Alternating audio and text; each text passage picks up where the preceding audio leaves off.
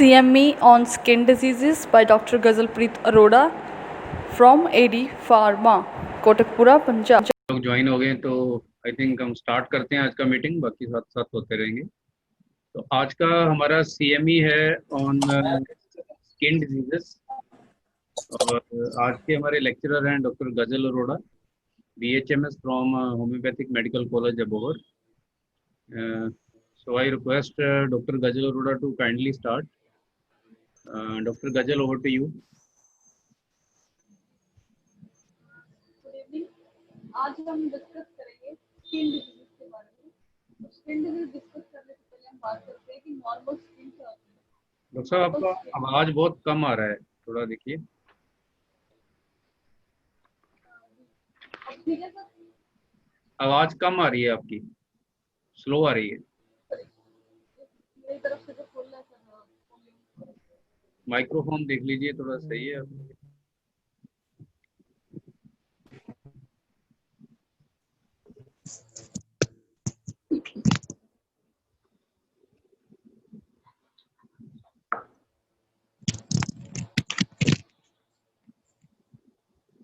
Hello. हाँ जी, अब ठीक है, अब ठीक है। ठीक है जी। हाँ, तो नॉर्मल स्किन जो होती है उसकी 3 लेयर्स होती हैं। जो फर्स्ट अपर मोस्ट लेयर जो आप देख रहे हैं वो है एपिडर्मिस। इसकी जो नीचे लेयर होती है वो होती है डर्मिस। और इनर मोस्ट जो थर्ड लेयर होती है वो है सबक्यूटेनियस और फैट लेयर। तो जो स्किन है उसका जो नॉर्मल जो काम है वो है पूरी बॉडी को कवर करना, हेड से लेके टो तक। जो स्किन है वो पूरी बॉडी को कवर करती है। उस कवरिंग में वो क्या करती है, जितने भी जर्म्स, बैक्टीरिया, वायरस है उससे बॉडी को प्रोटेक्ट करती है। स्किन जो है वो लार्जेस्ट द लॉन्गेस्ट टिश्यू है बॉडी का। हम स्किन डिजीज अब किसे कहते हैं? कोई भी अगर कोई भी डिजीज या कोई डिसऑर्डर हमारी स्किन को अफेक्ट करता है, जैसे कोई रेडनेस, कोई दाने, कोई खारिश या कुछ अल्सर्स हो जाना, बहुत ज्यादा स्किन का ड्राई हो जाना, अगर कुछ भी ऐसा जो नॉर्मल से हटके स्किन के ऊपर देखने को मिलता है तो उसे हम स्किन डिजीज कंसीडर करते हैं। तो स्किन डिजीज जो होती है उस होने के जो बहुत सारे कारण हो सकते हैं। तो जो मेन जो कॉजेज होते हैं, पहले हम ओवरऑल जो कॉजेज होते हैं स्किन डिजीज के वो डिस्कस करेंगे कि जो मेन कॉजेज है स्किन डिजीज होने के वो हो सकते हैं बहुत सारे बैक्टीरिया। कई ऐसे बैक्टीरिया जो जैसे डायरेक्ट स्किन पे लगते हैं तो स्किन डिजीज कॉज करते हैं। जैसे कि एम्पेटेगो एक डिजीज होती है जो बैक्टीरिया की वजह से होती है, स्किन डिजीज है। उसके अलावा कुछ वायरसेस ऐसे हो सकते हैं जो स्किन डिजीज कॉज करते हैं, जैसे कि बॉट्स स्किन पे जो मोके बन जाते हैं वो ह्यूमन पेपिलोमा जैसे एक वायरस है उसकी वजह से होते हैं। उसके अलावा जो है वायरल डिजीजेज जैसे कि हर्पीज जिसे जनेऊ बोलते हैं, वो भी एक वायरल डिजीज है। उसके अलावा कुछ पैरासाइट्स होते हैं जो स्किन डिजीज कॉज कर सकते हैं। पैरासाइट्स में आ जाएगा हमारा स्कैबीज हो जाता है, जैसे हेड लाइसिस हो गया, जुएं पड़ जाती है, वो भी एक तरह के पैरासिटिकल स्किन इन्फेक्शन है। उसके अलावा जो हम बात कर सकते हैं कि जो कॉज है वो एक फंगस कॉज हो सकता है स्किन डिजीज होने का, कि फंगल इन्फेक्शन ग्रो कर सकती है स्किन पे। फंगल इन्फेक्शन में जैसे कि हमारी बॉडी पे रिंग वॉर्म्स ग्रो कर जाते हैं, वो एक फंगल इन्फेक्शन की वजह से हो सकता है। तो इन जो बेसिक जो कॉज है इनके अलावा हमारा जो इन्वायरमेंट है वो बहुत इंपॉर्टेंट रोल प्ले करता है कोई स्किन अफेक्शन होने में। कि जैसे हम किस क्लाइमेट में रह रहे हैं, किस इन्वायरमेंट में रह रहे हैं। अगर हम बहुत ज्यादा ड्राई या बहुत ज्यादा नमी वाले एरिया में रह रहे हैं तो उस तरह की स्किन इन्फेक्शन ग्रो करती है। अगर हम बहुत ज्यादा ओवर क्राउडेड जगह पे रह रहे हैं तभी स्किन इन्फेक्शन होने का ज्यादा चांसेस होते हैं। लैक ऑफ हाइजीन की वजह से स्किन इन्फेक्शन हो सकती हैं।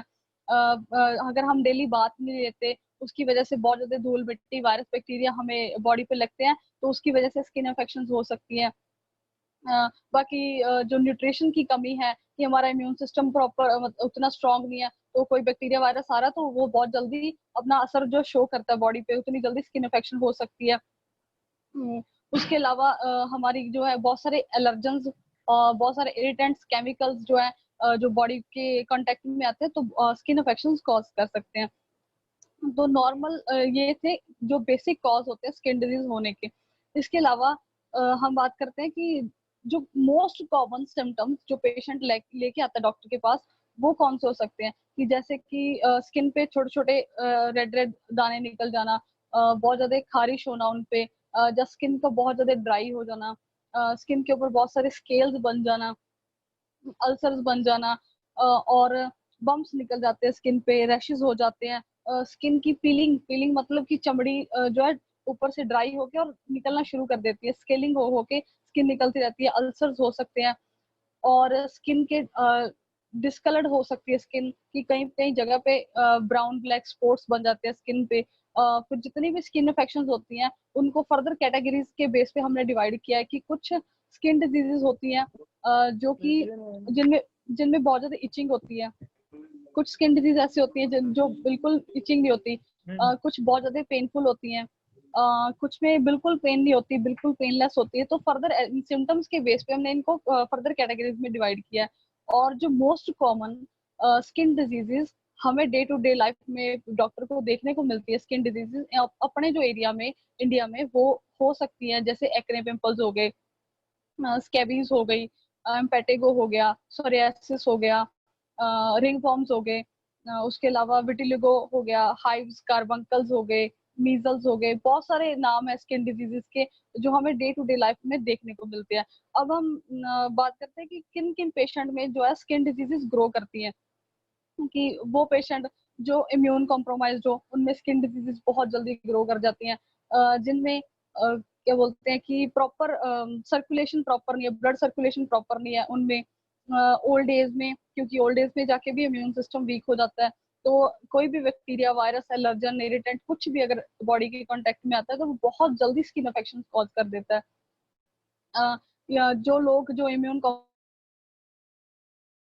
हो उनमें स्किन डिजीज हो सकती है, या फिर स्किन डिजीज बिना किसी अगर मतलब बैक्टीरिया वायरस की होती है तो वो है कि लगातार प्रेशर की वजह से, कि कोई मान लो कोई पैरालाइज्ड पेशेंट है, वो पैरालाइज्ड है, बिल्कुल बेड रिडन है, बेड पे लेटा हुआ है काफी टाइम से, तो वो बेड पे प्रेशर की वजह से मान लो हिप्स हो गए, बटक्स हो गए, उसके बैक हो गई, वहां पे क्या होता है कि जख्म बन जाते हैं, अल्सर्स बन जाते हैं, जिसे हम बोलते हैं कि पासे लग जाना, तो वो डिक्यूबाइटस और बेड सोर्स भी बन जाते हैं, जिनमें कोई बैक्टीरिया वायरस कॉज नहीं होता, सिर्फ वो फ्रिक्शन और प्रेशर की वजह से अल्सर होते हैं। अब हम डिटेल में बात करेंगे सबसे पहले एक्ने पिंपल्स की। तो एक्ने पिंपल क्या है, मैं आपको एक पिक्चर शेयर करती हूँ। तो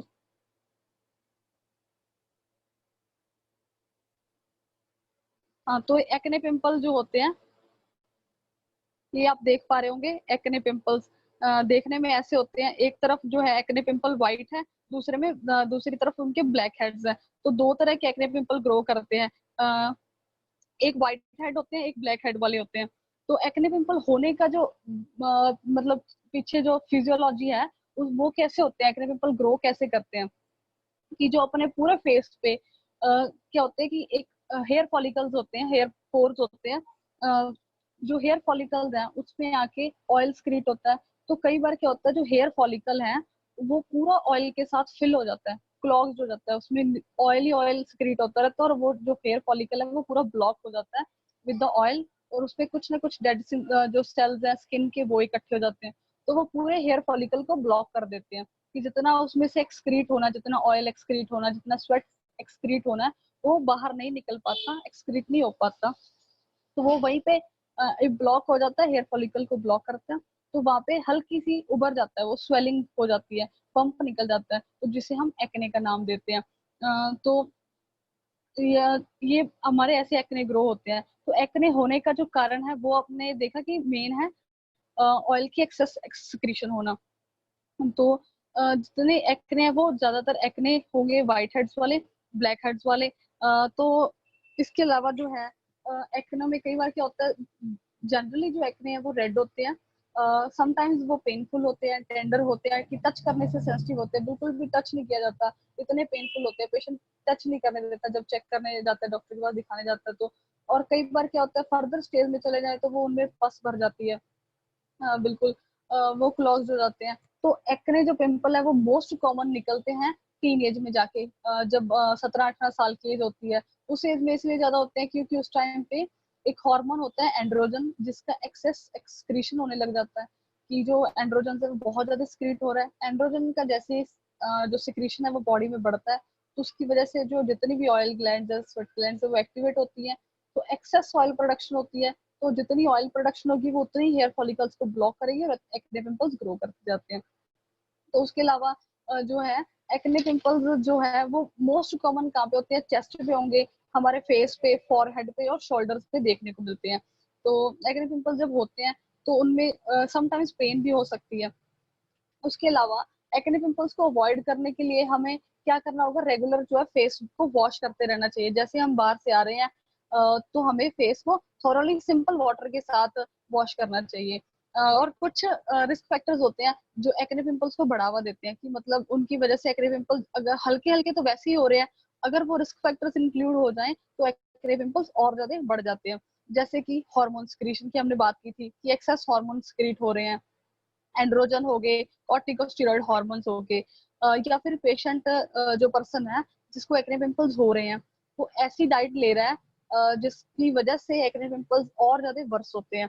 डाइट में मानो कि कार्बोहाइड्रेट रिच डाइट ले रहा है, कि वो बहुत ज्यादा चॉकलेट, चिप्स, आइसक्रीम्स ले रहा है जो जिसमें बहुत ज्यादा कार्बोहाइड्रेट्स होता है। जितने कार्बोहाइड्रेट्स होंगे उतना ज्यादा बॉडी में जाके ऑयल प्रोडक्शन करते हैं वो, तो उतने ज्यादा एक्ने पिंपल्स बढ़ते जाते हैं। उसके अलावा कई पेशेंट्स में फैमिली हिस्ट्री होती है, पिंपल्स होने की टेंडेंसी होती है फैमिलीज में, कि मदर फादर में भी पिंपल्स थे, अब बच्चों में हो रहे हैं, तो फर्दर ये चलता जाता है। कुछ पेशेंट होते हैं जिनकी स्किन ही ऐसी होती है, मतलब बहुत ज्यादा ऑयली ग्रीजी स्किन होती है, जिनमें टेंडेंसी हो जाती है एक्ने पिंपल्स होने की। इसके अलावा जो है हम बात करेंगे, जो नेक्स्ट हमारी स्किन इन्फेक्शन है वो है फंगल इन्फेक्शन। आजकल के एरिया में जो आजकल है वो टाइम में फंगल इन्फेक्शन बहुत देखने को मिलती है। बहुत सारे फंगल की स्पीसीज हैं जो स्किन इन्फेक्शन कॉज करती हैं। फंगल इन्फेक्शन को हम माइकोसिस का नाम भी दे सकते हैं। इसके अलावा जो हमारे गांव के लोग हैं उनमें ज्यादातर देखने को मिलते हैं रिंग वॉर्म्स। रिंग वॉर्म एक तरह की फंगल इन्फेक्शन है, बहुत ज्यादा कंटेजियस है। कंटेजियस माने कि एक पर्सन से दूसरे पर्सन में स्प्रेड करती है। जैसे ही फंगल इन्फेक्शन के पेशेंट के डायरेक्ट कांटेक्ट में कोई हेल्थी पर्सन आता है तो उसको अगर रिंग वॉर्म्स या फंगल इन्फेक्शन थी तो वो हेल्थी पर्सन में बहुत जल्दी उससे ट्रांसफर हो जाती है। तो रिंग वॉर्म्स आपने जनरली देखे होंगे। रिंग वॉर्म्स कैसे होते हैं वो मैं आपको रिंग वॉर्म्स दिखाती हूँ एक बार। तो रिंग वॉर्म्स का नाम इसीलिए इनको रिंग वॉर्म्स कहा जाता है क्योंकि ये रिंग शेप्ड होते हैं। अ, अब रिंग वॉर्म्स जो है वो एक तरह की फंगल इन्फेक्शन है। अगर जहाँ पे भी बॉडी पे फंगल इन्फेक्शन होती है, रिंग वॉर्म्स होते हैं, वहां पे बहुत ज्यादा इचिंग होती है। तो रिंग वॉर्म्स ग्रो कैसे करते हैं वो मैं आपको एक एग्जांपल देती हूँ, कि जैसे हमारे पास मान लो कि दो ब्रेड के पीस हैं, एक ब्रेड ड्राई है और दूसरा ब्रेड हमने थोड़ा सा हल्का गीला करके वेट करके रख दिया। तो आप बताओ कि दोनों में से जल्दी फंगस किस पे ग्रो करेगी? तो यूजली है कि वो जो गीला ब्रेड है उस पे जल्दी फंगस ग्रो करती है। इसी तरह जो फंगस है वो बॉडी पे कैसे ग्रो करती है, कि मोस्ट जो लोग हैं जो गांव के एरिया के लोग होते हैं वो क्या करते हैं कि बाथिंग के बाद पैट नहीं करते, मतलब बॉडी को ड्राई नहीं करते। तो जब वो ड्राई नहीं करते सीधा क्लोथ्स वियर कर लेते हैं तो वहां पे फंगल इन्फेक्शन बहुत जल्दी होती है, जहाँ पे एरिया हमने वेट छोड़ दिया, गीला छोड़ दिया। जैसे आपने देखा कि ब्रेड के केस में भी क्या होता है कि गीले जगह पे जल्दी फंगस ग्रो करती है, वैसे अगर बॉडी को हम ड्राई नहीं करते नहाने के बाद तो वहां पे जल्दी फंगल इन्फेक्शन ग्रो कर जाती है। तो जहाँ अगर कोई भी पेशेंट है वो मतलब बाथिंग के बाद बॉडी को ड्राई नहीं करता तो वहां fungal infection ring worms grow कर जाते हैं। तो क्या होता है कि जैसे रिंग वॉर्म्स ग्रो करके उनको डायग्नोज करना वेरी इजी, क्योंकि वो रिंग शेप्ड होते हैं, उनमें बहुत ज्यादा सीवियर इचिंग होती है, रेडनेस होती है। कई बार क्या होता है कि एक जगह से रिंग वर्म ठीक होता है, साथ ही थोड़ी सी जगह छोड़ के दूसरा हो जाता है, तीसरा, ऐसे रिंग वर्म्स बढ़ते जाते हैं। तो उनमें बहुत ज्यादा इचिंग भी होती है, रेडनेस होती है, स्वेलिंग हो जाती है, सर्कुलर शेप के होते हैं, और बहुत ज्यादा कंटेजियस भी होते हैं कि एक पर्सन से दूसरे पर्सन में इजीली स्प्रेड करते हैं।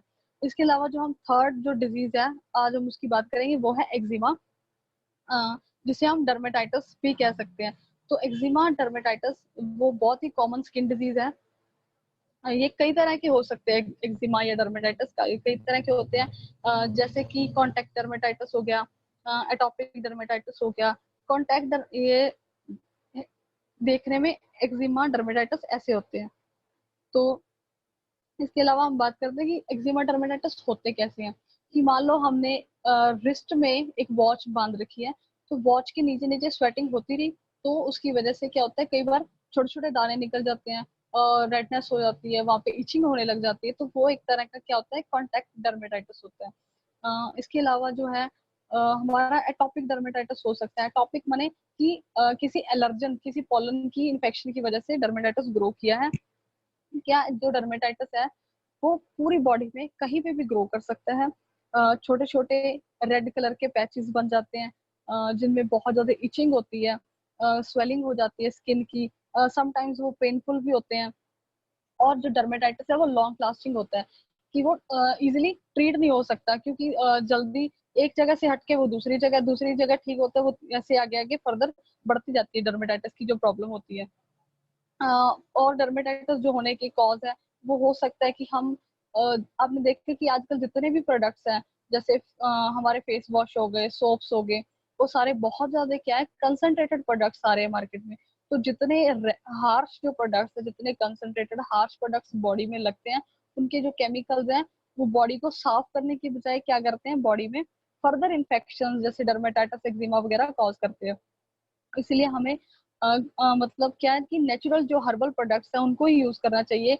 जो हार्श प्रोडक्ट्स हैं जैसे कंसंट्रेटेड सोप्स हो गए, डिटर्जेंट्स हो गए, फेस वॉश हो गए, उनके अवॉइड उनका जो यूज है उसको अवॉइड करना चाहिए। अ, जो एक्जिमा इजीली होता है उन पेशेंट्स में जिनकी स्किन ड्राई होती है। जिन ड्राई स्किन पे बहुत जल्दी एक्जिमा ग्रो करता है।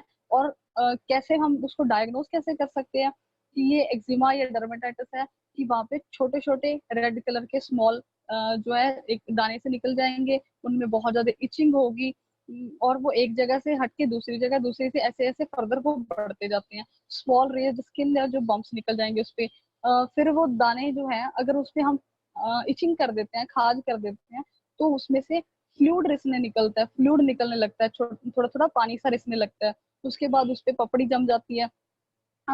फिर वहां पे पपड़ी निकलती है, तो फिर वहां पे फिर दाने ग्रो कर जाते हैं। तो ऐसे ये साइकिल जो है डर्मेटाइटिस का वो चलता जाता है। उसके बाद उसके लिए हम अब जो एक्जिमा है उसको हम मतलब अवॉइड कैसे कर सकते हैं, एक्जिमा डर्मेटाइटिस से बच कैसे सकते हैं। जैसे मैंने पहले बताया कि जितने भी कंसंट्रेटेड प्रोडक्ट्स जैसे फेस वॉश, सोप्स हो गए, इनको अवॉइड करना चाहिए।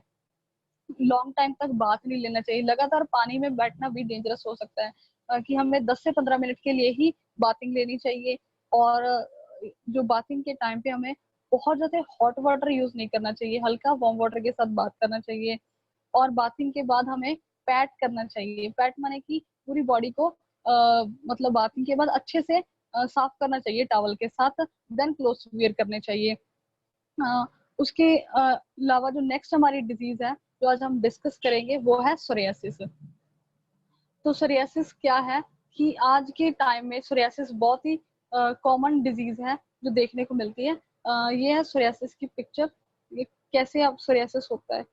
सोरियासिस यूजुअली इस तरह का दिखता है, जिसमें क्या होता है कि पूरी जो स्किन है उसमें व्हाइट व्हाइट स्केलिंग हो जाती है। पूरी स्किन पे व्हाइट व्हाइट स्केलिंग हो जाती है, वो व्हाइट व्हाइट स्केलिंग पपड़ियां बन के निकलने लगती है। तो सोरियासिस ग्रो क्यों होता है, कैसे सोरियासिस डेवलप करता है बॉडी पे। जो सोरियासिस है वो कोई बैक्टीरियल या वायरस की वजह से होने वाली डिजीज नहीं है। ये एक इम्यून सिस्टम में अफेक्शन है, मतलब ऑटो इम्यून डिजीज है एक तरह की।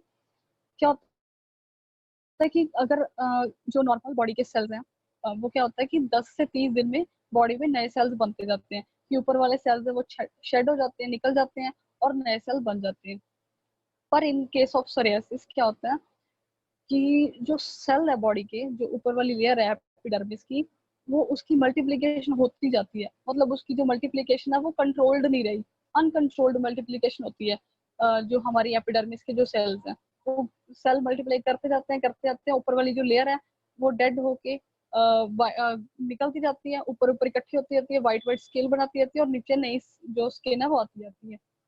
तो देखने में भी सोरियासिस मतलब बहुत ही अनोइंग सा लगता है, और इनमें इचिंग भी बहुत ज्यादा होती है।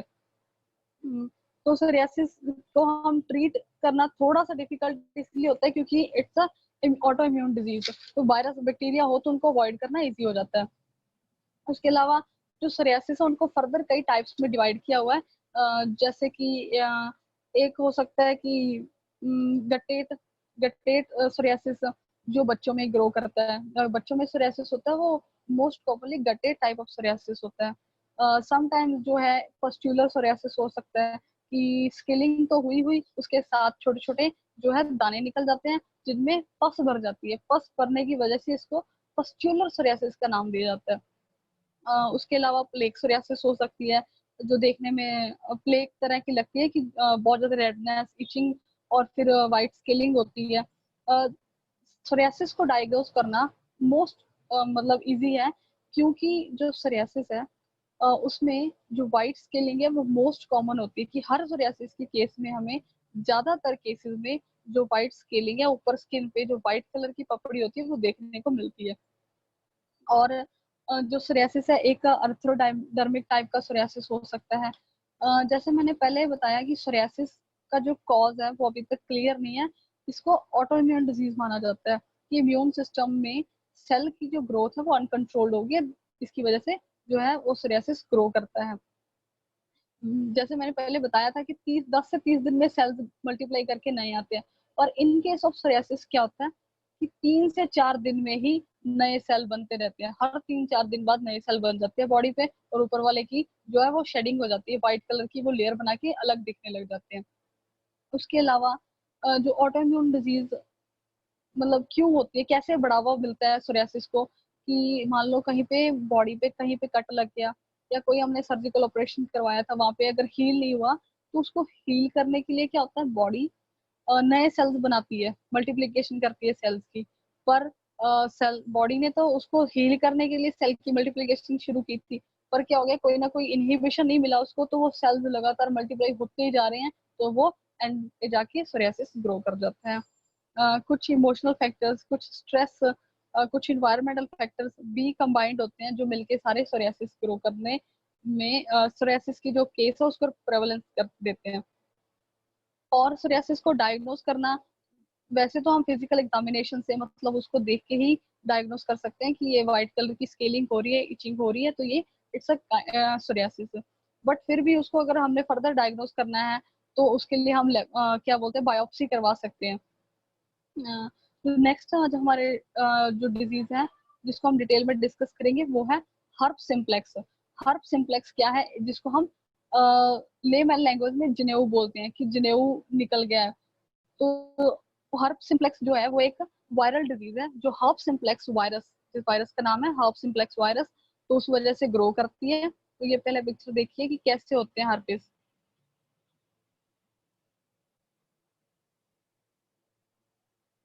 ये है हर्प सिम्प्लेक्स।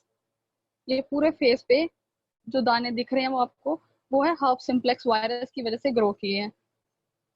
तो हर्प सिम्प्लेक्स जो वायरस है जिसकी वजह से जितने भी दाने निकलते हैं जनेऊ जिसे हम बोलते हैं लेमन लैंग्वेज में, वो दो तरह के वायरस होते हैं। एक तो होता है herpes simplex virus 1 and herpes simplex virus 2। जो वायरस 1 है वो ऑरल और माउथ पे जो जितनी इन्फेक्शन है वो कॉज करता है, ऑरल इन्फेक्शन कॉज करता है। और जो वायरस 2 है वो करता है जेनाइटल वायरस कॉज करता है, जेनाइटल हर्प सिम्प्लेक्स कॉज करता है। तो जो मैंने दिखाया आपको वो ओरल पे मतलब माउथ रीजन पे जितनी इन्फेक्शन हुई है वो हर्प सिम्प्लेक्स वायरस 1 की वजह से हुई है। ये क्या होता है कि इसमें बहुत सारे मल्टीपल कि एक साथ छोटे छोटे छोटे छोटे कई मतलब बंच ऑफ दाने निकल जाते हैं जिनमें फ्लूइड फिल्ड होते हैं, पानी सा भरा होता है और वो बहुत ज्यादा पेनफुल भी होते हैं, उनमें इचिंग भी होती है। और इसे हम कॉमन लैंग्वेज में कोल्ड सोर या फीवर ब्लिस्टर बोलते हैं। आपने देखा होगा कि कई बार पेशेंट को फीवर होता है, बुखार चढ़ा, तो बुखार के साथ क्या होता है यहाँ पे इस रीजन पे लिप्स के साइड में छोटे छोटे कई सारे दाने हो जाते हैं जिसे बोलते हैं कि बुखार की इन्फेक्शन निकल रही है। तो एक्चुअल में वो क्या होता है हर्प सिम्प्लेक्स की वजह से होता है, वो हर्प सिम्प्लेक्स इन्फेक्शन होती है। तो ये एक वायरल डिजीज है। वायरल डिजीज है माने कि ये बहुत ज्यादा कंटेजियस भी होगी, मतलब एक पर्सन से दूसरे पर्सन में बहुत इजीली स्प्रेड हो जाती है। ये एक पर्सन की इन्फेक्शन थी उससे दूसरे पर्सन को बहुत इजीली हो जाती है। तो स्प्रेड कैसे करती है ये कि एक पेशेंट जिसके यहाँ पे कोल्ड सोर या फीवर ब्लिस्टर हुए हैं वो किसी हेल्थी पर्सन के साथ अपना खाना शेयर कर रहा है तो उसके जो वायरस है वो उसके दूसरे पर्सन हेल्थी पर्सन में ट्रांसफर हो सकते हैं।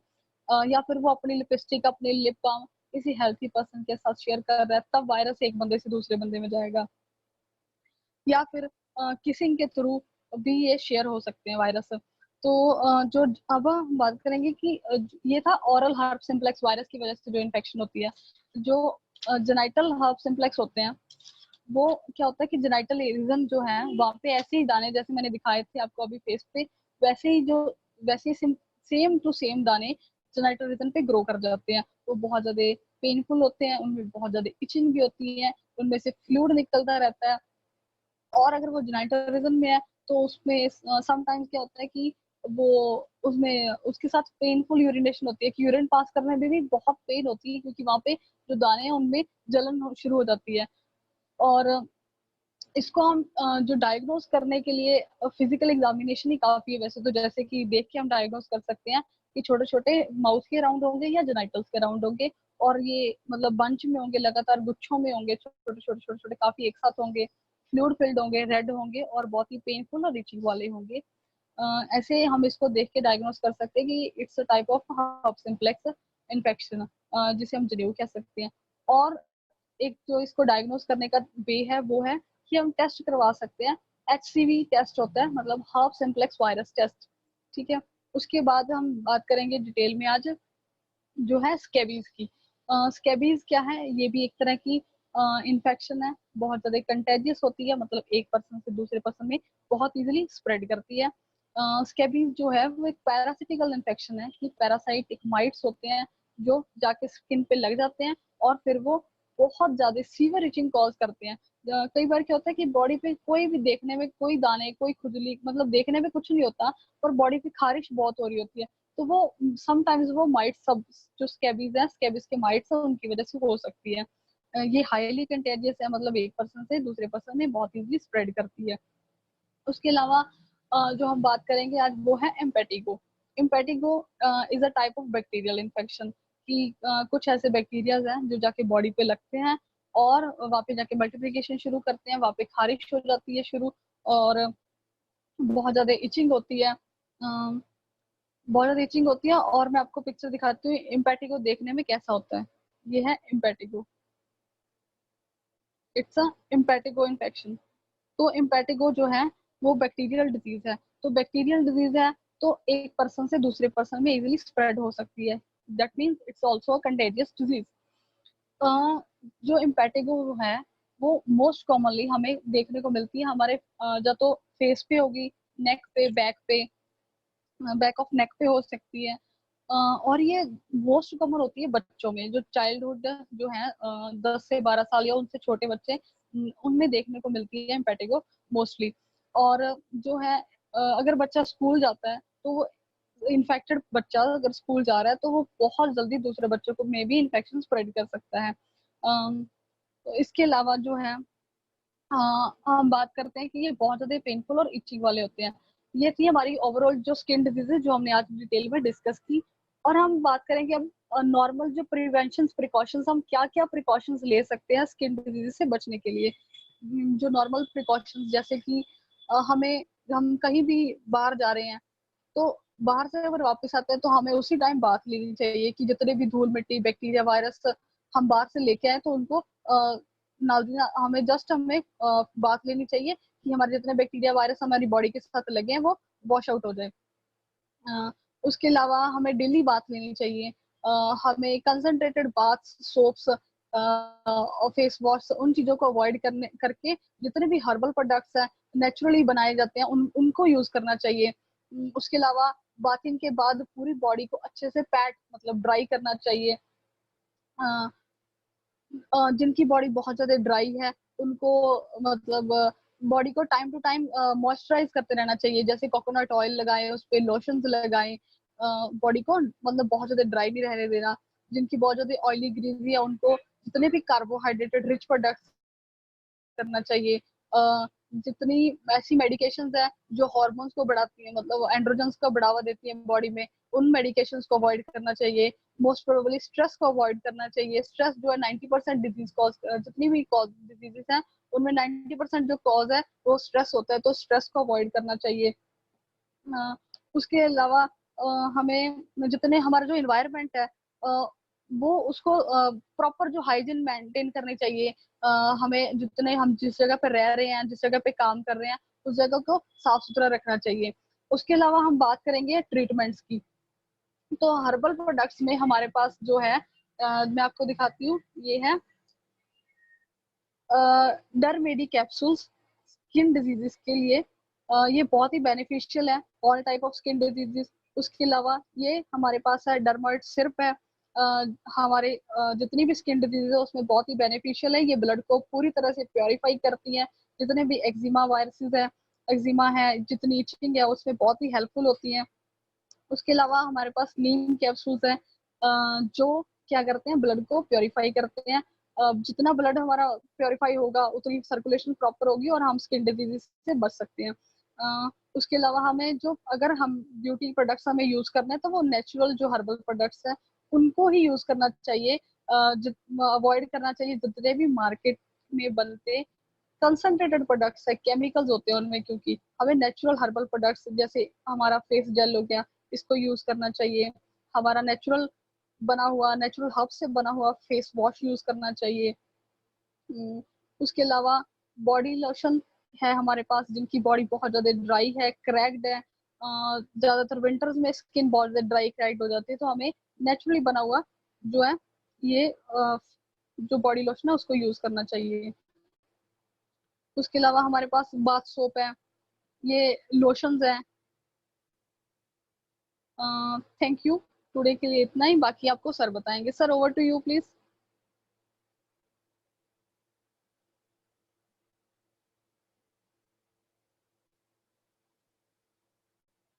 हेलो।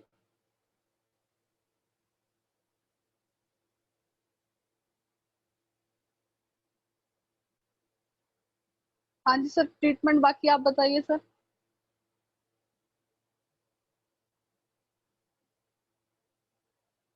हेलो। हेलो। हाँ जी, आवाज हाँ आ रही जी। है सर मेरी? हाँ जी, हाँ जी।